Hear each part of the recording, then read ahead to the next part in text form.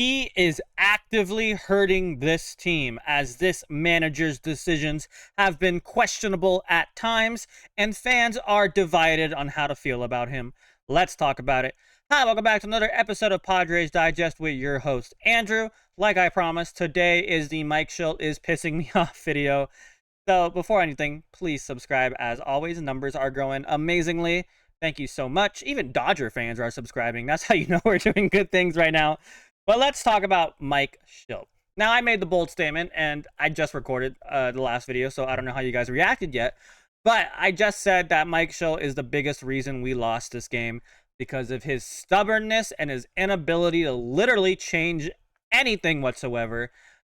So let's dive into some things. I have a really good AJ Cassavell recap article that kind of quenched my anger a little bit.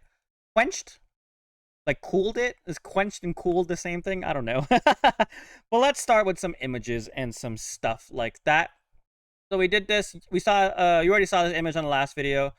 But the fact it took Shildt getting ejected for O'Hearn to get in the game and he immediately hits a nuke is comical. Against the very pitcher Shildt refused to start him against as well.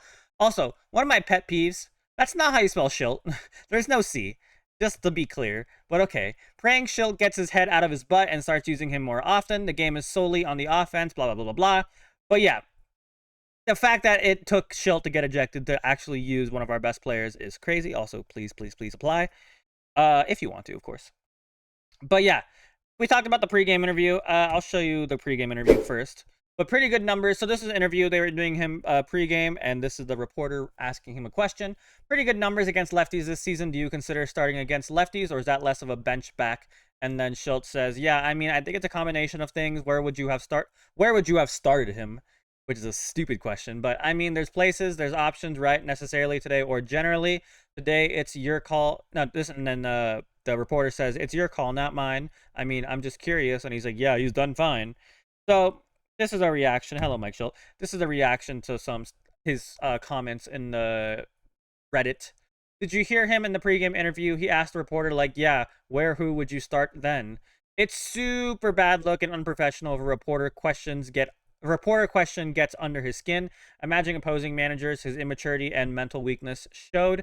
His post-game conference was equally awkward. They asked if O'Hearn has earned more opportunities against lefties, and he basically answered, I don't know how to answer that. He's getting a lot of at-bats. He's basically an everyday player. I don't know why he's so defensive about O'Hearn. There's a difference between an everyday player and an every at-bat player. Like Tatis Jr., Manny Machado, they're an every at-bat player. And I personally, if I was on my contract year, I would rather be an every at-bat player than an everyday player. Basically, what he's saying is, yeah, you mean he's a bench piece and at least he plays. Like, at least he's getting some at-bats. But, again, I've said it a billion times. Why do we give up the farm? Like, did we give up the farm? Because, how am I going to word this? I feel like the fact that you gave up so much just for those two players meant you valued them more equally. And yes, left field was a huge hole in our team. But it seems they value Laureano a lot more than they actually value O'Hearn. And by they, I mean Mike Shildt. But O'Hearn, I feel like had better upside than Laureano did, at least before the trade. Now Laureano's much better, right? But before the trade, I feel like O'Hearn had much more upside than Laureano, at least from my perspective. I might be wrong.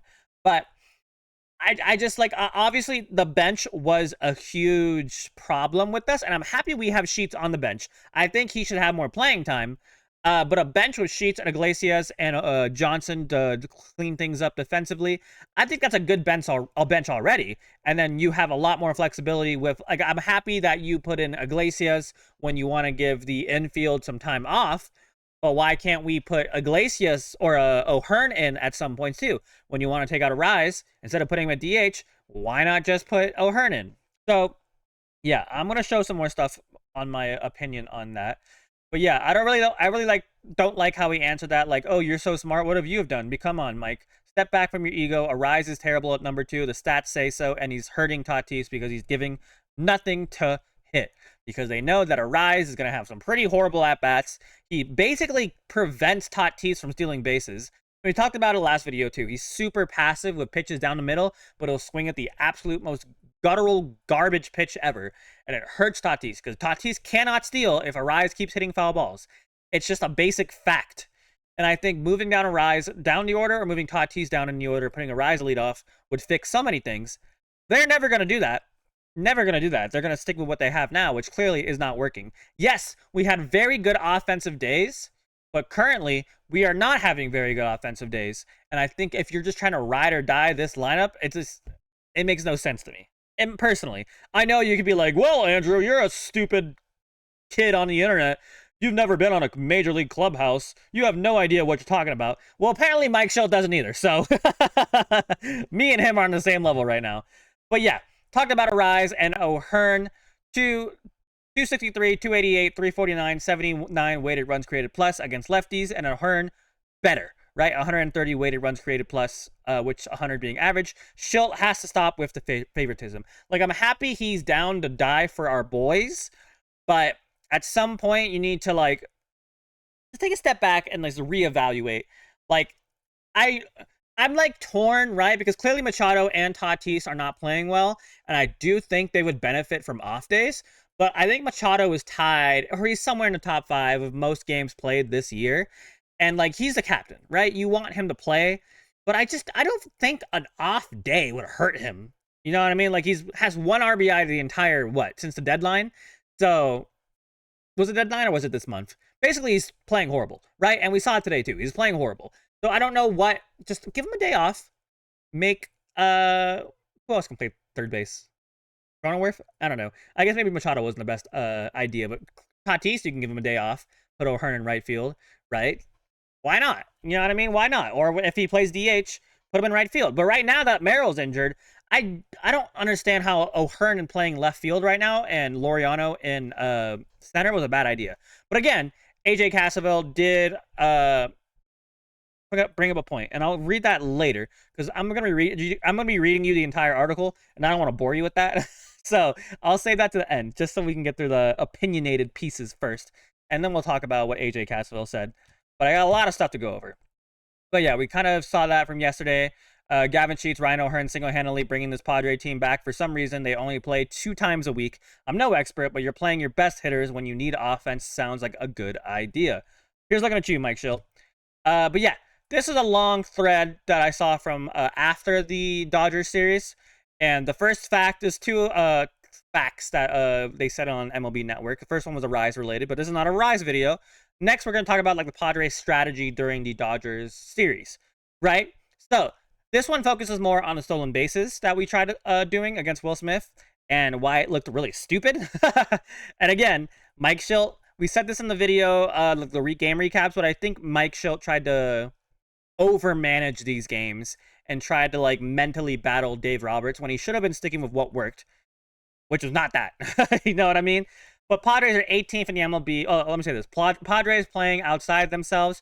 Padres are 18th in the MLB in stolen bases, and yet on Saturday they tried to steal 3 times in 2 innings, all unsuccessfully. The Dodgers not only executed, but they seemed to be prepared for it. Here's D-Rose breakdown. We're not going to watch the video, obviously, but we have more points. So first of all, why try to steal so much with Blake Snell, a lefty, logging 1.2s and 1.3s to the plate? Means he pitches really fast. What's the motivation to force the issue when it's already an extremely unfavorable circumstance to steal? Not to mention the Dodgers prepped for the double steal. The Dodgers knew this, so I can't read. The Dodgers knew this could come in game, so they were ready. As D-Row points out, third baseman, whatever, doesn't vacate to stay in position for Bogaerts, the right-handed hitter. Plus, that throw is much harder for Smith with the right-handed hitter, and Rojas is closer to second. Machado wasn't getting great. He's out. Also, he was safe, and he was too scared to challenge it. That's another thing Mike Shildt kind of pissed me off about. Like, yeah, I get saving your challenge, but it looked pretty clear that he was safe. But again, maybe that's not really Mike Shildt's fault. That's more of whoever's controlling the replay reviews for the Padres. Maybe they should have had the balls to say something. I don't know. But yeah, 4 out of the 5 guys get on base, and Will Smith throws out 3 dudes in 2 innings. He allowed Blake Snell to settle in this game. Yes, Will Smith did, but this was also the Padres forcing an issue that didn't need to exist. Instead, they all get thrown out, and it makes 0 sense. We all know Blake Snell pretty well, and Shildt should know as well as anyone that Snell can unravel quickly. Why force this action? Why make unforced mistakes? It makes no sense, man. And then there's some other things I'll show you, but let me get into the article that I've been promising you guys, because AJ Cassavell makes some pretty good points, right? So again, a lot of reading right now, so bear with me. So sorry. If you want to just pause and read it yourself, I won't be offended. O'Hearn's homer against again, can't read. O'Hearn's homer again raises the question of his role against left-handers. On Monday, there appeared to be an opening for him to start. O'Hearn has hit left-handers quite well this season, and Jackson Merrill was out of the lineup as he continues to battle a bulky left ankle. O'Hearn began the game on the bench before pinch hitting for Jake Cronenworth in the bottom of the seventh. The lineup, as manager Mike Shildt is often quick to note, is a day-by-day proposition. Ryan's done a nice job, and he's a great option off the bench. Off the bench. Crazy to me, but whatever. Shildt said it's always going to be flexible. It's going to be relative to the total picture of who we have on the club that day.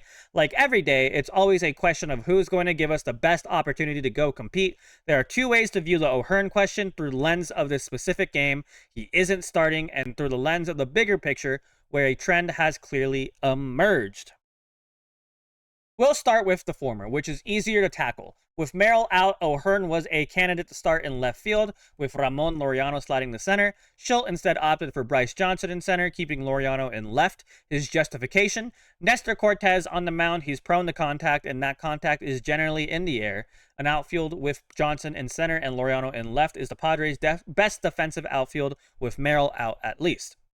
So, I do actually get that. I do agree with that. I mean, Nestor Cortes is sorry, had to sneeze. He is he's a contact pitcher, right? I do get it, and I do like Johnson, right? When before the deadline, he was playing with his heart out. He was playing like an absolute dog. But again, O'Hearn and Shildt aren't like horrible defenders, right? I mean, I think O'Hearn's probably faster than Shildt and probably better defensively than Shildt. At least has more experience, right? So I do get it, but also I feel like give him like a couple at bats, O'Hearn, and then put in Bryce Johnson, right? Because I mean, gave up 4 runs already, right? We need to get in the game. Bryce Johnson's not really going to get us in the game like the way O'Hearn did yesterday, but maybe that's just me being nitpicky, right? That left the DH spot as another option, but on Monday, the Padres used Jose Iglesias at third base with Manny Machado at the DH. They've been looking for the opportunity to get Machado a day off his feet, and they chose Monday. In a vacuum, those are sensible decisions, but the decisions aren't made in a vacuum. By now, O'Hearn's place on the bench against lefties is a trend, not a one-time thing, which is what raised the question in the first place. The Padres gave up 6 prospects, including 2 of their top 8, to acquire O'Hearn and Laureano from Baltimore at the deadline. They're invested in trying to extract the most value possible out of O'Hearn, who is set to become a free agent after this season. When Shildt was asked if O'Hearn could see more playing time against lefties or if he was merely viewed as a bench bat, he flipped the question, asking, where would you have started him? As the manager, Shildt is the only one who can truly answer that question, but there are certainly options against left-handed pitching. Let's assume Laureano, Machado, Fernando Tatis Jr., Xander Bogaerts, and Merrill, when healthy, are auto starts. O'Hearn isn't playing catcher either. That leaves 3 spots that might belong to O'Hearn. Here are the OPS marks against lefties going into Monday for the Padres options. OPS against left-handed pitchers: Ryan O'Hearn, highest, 812. OPS, again, on base plus slugging. Jose Iglesias, 741. Again, I get why he plays, right? He's good against lefties. Bryce Johnson, 741, but not a lot of at-bats compared to the other players here. Cronenworth, 715. Arraez, the worst, 636. Interesting. I am still absolutely team O'Hearn at first against lefties. I don't care if he's a lefty against Luis Arraez. Luis Arraez is not Tony Gwynn, y'all. I'm sorry to say this. He's not Tony Gwynn. He'll never be Tony Gwynn. Tony Gwynn was a different beast in a different era with a different time. But why? Again, look at these stats. Why? I get Arraez as a dog, but I like Arraez, but whatever. Take us home, AJ Cassavell. Those numbers don't paint a pretty picture for Arraez, who has struggled mightily against left-handed pitching this season. The reality is, rightly or wrongly, the Padres value Arraez's skill set and view him as an everyday player. Perhaps he'd be dropped in the order against left-handed pitching. It's unlikely he'd give way in the lineup. But even if O'Hearn won't start over Arraez, his numbers say he's been better against lefties than Iglesias and Cronenworth too. Instead, O'Hearn has spent the past 3 weeks as a platoon partner with Iglesias. Oh, Shildt. I don't mind Arraez at second. I know he sucks at second. I don't mind Arraez at second, especially tomorrow when Pivetta is a strikeout pitcher. Put Arraez at second if you want to use him every day. And I think I didn't save it, but I'm pretty sure their pitcher is a righty. So I guess we're going to see O'Hearn at DH tomorrow. I would love to get Gavin Sheets in left field and Laureano in center tomorrow. I think the ideal lineup tomorrow is get Sheets in left field, Laureano in center, Tatis in right, or get Tatis off his feet, put O'Hearn in right, and then Tatis DH, and then Arraez, Cronenworth for second, right? I think that's a very nice lineup, right? Do not put Arraez at second. He's absolutely going to put Arraez at second, and I hate that. Do not put Arraez at second. Put Arraez either first or drop him to like fifth, or I don't know, right? Just don't put him at second. That's just a me thing, though. Again, sorry this video is really long. You know me, professional yapper. But let's talk about these defending Shildt train comments. I know there's an anti-Shildt train going on right now, but I still like him. And I still do. Like, I get him. Overall, I still like Mike Shildt. I'm just saying recently I think he's playing a little frustrated. Right? I think he genuinely might be a little frustrated, a little bit of a mental block, like he wants this to work and he's trying to force it, but I don't think overall he's a bad manager. I should have said that sooner. My fault. But I don't think overall, I'm not saying he should get fired. I like Mike Shildt, but I think he has some mental blocks going on right now, just like the entire team right now. But I still like him overall as a manager. However, the lineup construction and its lack of optimization is strangely the opposite of how aggressive he is with bullpen usage. I understand having a preference towards guys who's been here, but I also feel that favoritism can be a negative. I remember Pat Murphy benching Joey Ortiz because of his lack of plate discipline. I feel like Arraez gets too much of a free pass for someone who was once a really good hitter, but since arriving to SD has been mediocre. You can go by data or just logic, but Arraez hitting behind Tatis just feels so wrong, especially versus lefties with other options available. Pat Murphy. I remember when he was a Padre manager. Was that after Bud Black was fired? I think it was. But yeah, next one, fast one. Was it this one? No, this one. Sorry. I don't think firing Mike Shildt is the answer, but we do need him to learn from his mistakes and or be willing to make more adjustments when it comes to the lineup. Somewhere between Jace Tingler, I wonder where he is. Between Twingler throwing a different lineup every day and what Shildt is doing now. The main reason is, one, I still believe he's a good manager. He's proven that with his records over his career. 2, we have not had a manager for longer than a few years, and as long as I can remember, we need to keep a manager. And 3, how many good managers are there? So yeah, I like Mike Shildt, and I feel like we always have, since Jace Tingler at least, it was 1 year good, 1 year sucked, didn't make the playoffs, get fired. Bob Melvin, 1 year really good, 1 year gets horrible, gets fired. Mike Shildt, 1 year really good, this year still good, right? But if we don't make the playoffs, is that a firing offense? Because I'm pretty sure AJ Preller's contract is going to expire this year too. So if we don't make the playoffs this year, they might both be gone. And as much as like people hate AJ Preller or might love him, I still like AJ Preller, right? I don't think there's another GM that's going to give us the same amount of excitement from an offseason or a trade deadline than AJ Preller, and I will miss that. So I do like AJ Preller. But yeah, again, this video is so long. I'm so sorry, y'all. Maybe we'll make this like the weekly podcast that I don't really do that much. In that case, since I've now decided to make this a podcast, let's talk a little bit more. I wasn't planning on making this video so long, but you know me, professional yapper. But yeah, I just like, I don't, like I kind of said, Mike Shildt, I think he tries to be too, what's the word I'm looking for? Statistical? No. Strategic. That's the word. I think he tries being more strategic than he needs to be. I think he overmanages. And I think that's what happened with the Dodgers game. I think he overmanaged. And Dave Roberts is the kind of the same archetype. I feel like he, at least from what I've seen from when he played the Padres, he overmanages, and sometimes it hurts himself. Sometimes it works. So I think they're both, as much as I don't like Dave Roberts, I think they're both similar archetypes, whatever. You know what I mean? My brain's fried. It's late right now. I'm so sorry. So Yeah, again, I don't think Mike Shildt is a fireable or a someone we should fire, but just wish he would stop being so stubborn. You know what I mean? I think I just like whatever. I don't know. I was trying to make the podcast, but I've already talked about everything I want to talk about. I'm not going to force it. I'm not going to bore you guys. It's been 20 minutes. I hope you guys have a fantastic day at work. Happy, what's today? Monday? Happy Tuesday.